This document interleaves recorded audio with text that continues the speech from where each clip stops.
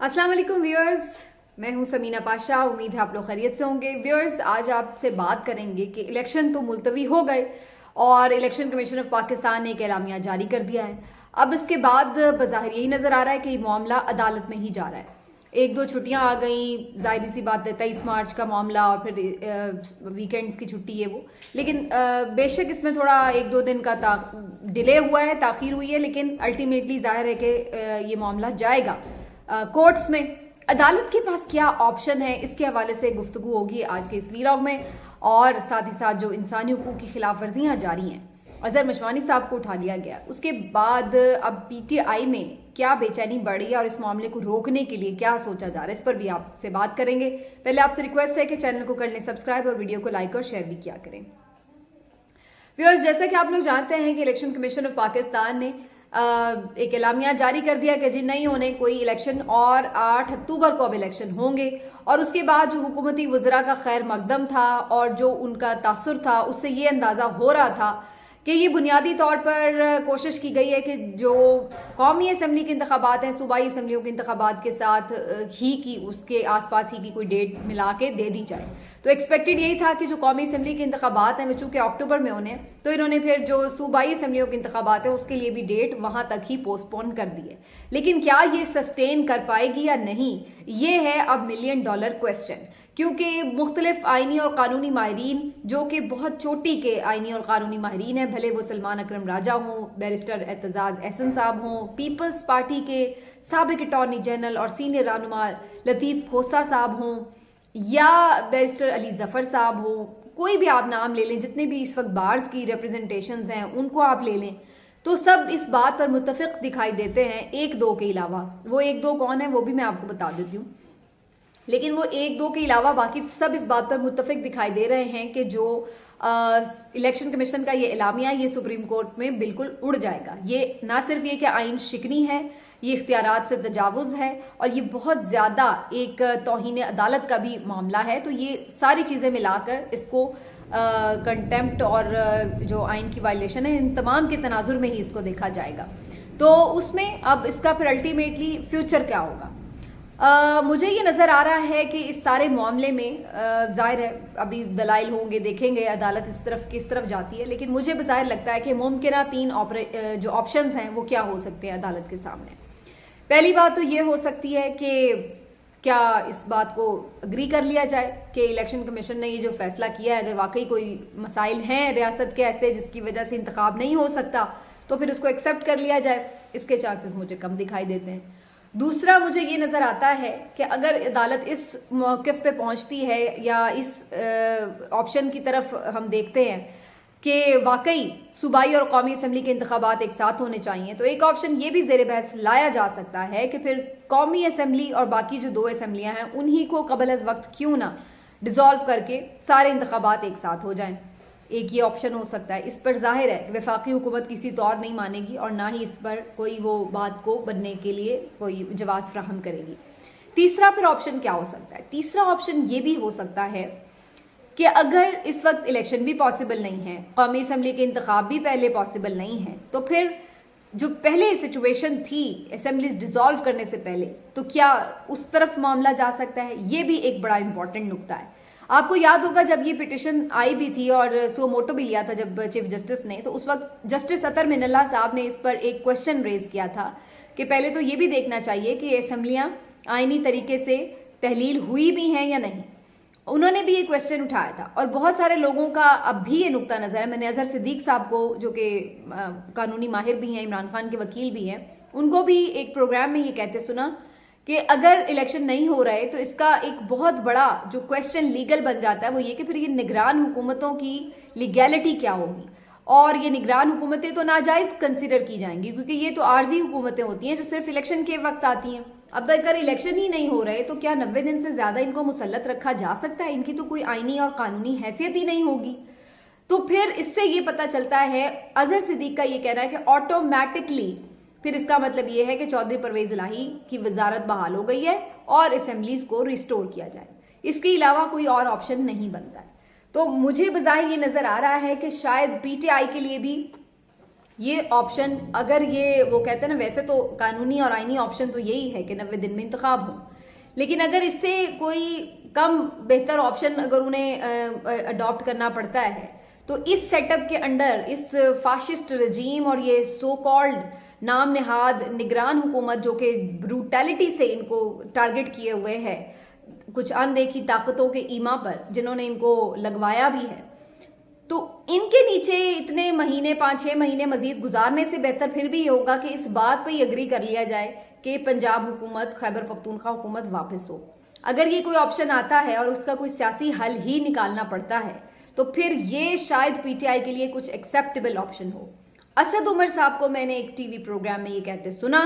कि वो ये बात कर रहे थे कि हो सकता है अदालत में इस तरफ भी बात जाए, जिससे मुझे ये अंदाजा होता है कि पीटीआई में भी कहीं ना कहीं ये डिस्कशन हुई है कि अगर 90 दिन के इंतखाबात का मामला उस तरह से पूरा नहीं होता तो फिर वापस असेंबलियों की जो बहाली है वो फिर भी एक बेहतर ऑप्शन के तौर पर लिया जा सकता है। उससे ये भी होगा कि जाहिर है जो इनकी विक्टिमाइजेशन हो रही है और जिस तरह से इनको बदतमीजी और एक आप बेआईनी तरीके से, गैर कानूनी तरीके से जिस तरह से लोगों को उठाया जा रहा है, तो उन तमाम चीज़ों से इनकी जान छूट सकती है।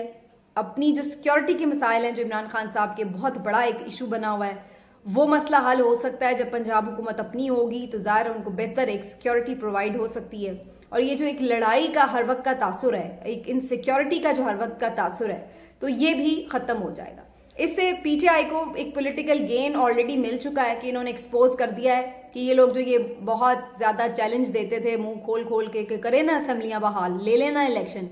तो ये भी एक्सपोज कर दिया है कि ये देख लें, ये हालत है इन लोगों की कि जब असेंबलियां हमने की है डिसॉल्व तो उसके बाद इन लोगों ने क्या हरकतें की हैं और कैसे ये इलेक्शन से जूते छोड़कर भागे। इलेक्शन के नाम से इन पे खौफ और कपकपी तारी हो गया। तो एक तो जो पीएमएलएन और बाकी पार्टीज की जो ये एक हालत है खौफ वाली, इलेक्शन से भागने वाली, ये नंगे होके बिल्कुल रह गए इस पर। नंबर 2, पॉलिटिकल गेन इनको ये भी इससे मिलेगा कि इनकी बाकी हुकूमत भी वापस मिल जाएगी और उसके बाद इनको जाहिर है जो एक पॉलिटिकल विक्टिमाइजेशन का निशान है वो भी इस तरह से इनके पास सूरत हाल उसमें भी बेहतर हो जाएगी।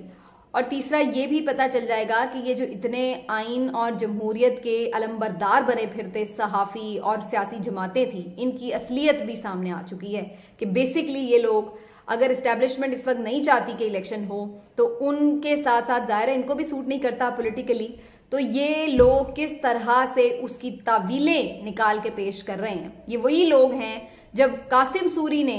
एक रूलिंग दी थी तो उसके ऊपर सुप्रीम कोर्ट के इन्होंने लत्ते ले लिए थे कि जनाब आइन बहाल होना चाहिए, ये नहीं होगा कि सिर्फ आप रूलिंग कलअदम करार दे दें और उसके बाद इलेक्शन की तरफ जाए, हमें वापस वही सिचुएशन चाहिए, वोटिंग वाली सिचुएशन, हमने हुकूमत बनानी।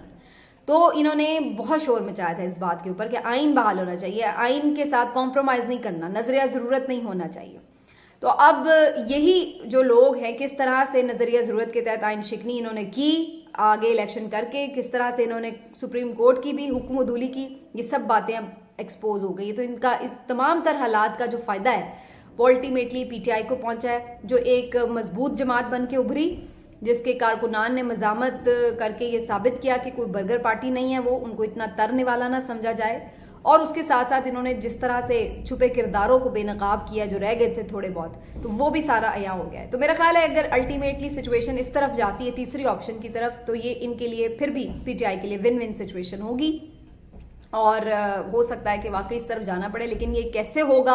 अदालत में कैसे बात बनेगी, ये एक सिचुएशन है जिसको अभी हमें ऑब्जर्व करना होगा। दूसरा, अजहर मशवानी साहब जो इनके सोशल मीडिया के मामलात को देखते थे उन्हें भी उठा लिया गया है, कोई पर्चा नहीं, कोई गिरफ्तारी का अरेस्ट वारंट नहीं, कोई सर्च वारंट नहीं, कुछ नहीं, कहाँ हैं किसी को कुछ पता नहीं। 24 घंटे से ज़ायद गुजर चुके हैं, उनके साथ किसी का कोई राब्ता नहीं हुआ, थानों में जा जाके सब थक चुके हैं और किसी थाने से उनके बारे में कोई इन्फॉर्मेशन नहीं मिली कि किसी ने उन्हें उठाया हो किसी पर्चे के ऊपर। मुख्तलिफ जो इदारे हैं FIA वगैरह, उनसे भी वो पूछगछ कर रहे हैं कि जी किसी के सामने कोई पर्चा आ जाए, अभी तक किसी हवाले से उनकी कोई इत्तला नहीं है। तो इस तरह से इन्होंने ये सरजमीन बेआइन बना दिया और मैं तो ये सोच रही हूँ कि ये लोग जो एग्जाम्पल सेट कर रहे हैं उसके बाद कोई भी हुकूमत आएगी तो उसके लिए कितना आसान ये कर गए हैं कि वो अपने जो अपोजिशन है उसको टारगेट करे, अपने मुखालिफ के साथ वो क्या क्या नहीं कर सकता इस बुनियाद पर, फिर ये किस मुंह से कल को रोएंगे अगर इनके साथ ये सब होगा। वी होप कि हम ये नहीं कहते कि ऐसा होना चाहिए, नहीं होना चाहिए। अगर पीटीआई के साथ आज बुरा हो भी रहा है, कल को वो भी इक़्तिदार में आए तो जरूरी नहीं कि वो भी आके इनके साथ यही हरकतें करे, लेकिन अगर इनके साथ कुछ हो तो फिर ये चीखें तो फिर इनका भी चीखना नहीं बनेगा। ये ऐसी सिचुएशन जो है वो हमें दिखाई दे रही है। लेकिन बहरहाल ओवरऑल एक इन तमाम चीज़ों में खबर ये भी है कि अटॉर्नी जनरल ऑफ पाकिस्तान ने रिज़ाइन कर दिया है, शहजाद अता इलाही साहब, और वो भी वही मसला उनके आगे भी आया जो नैब चेयरमैन के आगे था। जब आप गैर कानूनी चीज़ों को डिफेंड करने के लिए कहेंगे किसी को तो हर कोई भी, अब इतनी भी बेज़मीरी नहीं, कोई एक आधा तो निकल ही आता है ज़मीर वाला। तो जी उन्होंने भी ज़ाती वजूहात का कह के रिज़ाइन कर दिया है, लेकिन ज़राए यही बता रहे हैं कि बेसिकली जो ये इन्होंने आयन शिकनी की है उसको ये डिफेंड नहीं करना चाहते सुप्रीम कोर्ट में, इसीलिए उन्होंने रिज़ाइन किया। और इसके लिए एक अच्छी खासी जो एक कुर्सी खाली कर दी गई है वो है इरफान कादिर साहब के लिए। इरफान कादिर साहब एक बहुत स्ट्रॉन्ग कैंडिडेट हैं और ज़रा ये कह रहे हैं कि उनकी नॉमिनेशन इस कुर्सी पर हो सकती है, हो भी जाना चाहिए। टीवी पे भी जो मैंने शुरू में बात की थी तो एक दो लोग ही हैं जिसको डिफेंड कर रहे थे, तो उनमें यही मोहतरम थे इरफान कादिर साहब, या शायद एक आध जगह पे शायद उस्मानी साहब ने कुछ दबे लफ्ज़ों में इसको डिफेंड किया है, लेकिन और बाकी तीसरे कमर दिल शाह साहब, आप सबके हर दिल अजीज, लेकिन वो तो खैर माउथ पीस ही हैं इलेक्शन कमीशन का या फिर इस हुकूमत का, तो उनकी इंडिपेंडेंट राय तो नहीं हम कह सकते। लेकिन इरफान कादिर साहब और जो ये शाहिद उस्मानी साहब ये सिर्फ डिफेंड कर रहे थे। अब इरफान कादिर साहब के बारे में काफ़ी इस बात की उम्मीद जाहिर की जा रही है कि वही अगले अटॉर्नी जनरल होंगे। मिलते हैं जी आपसे अगले वीलॉग में, अपना ख्याल रखिए, अल्लाह हाफिज़।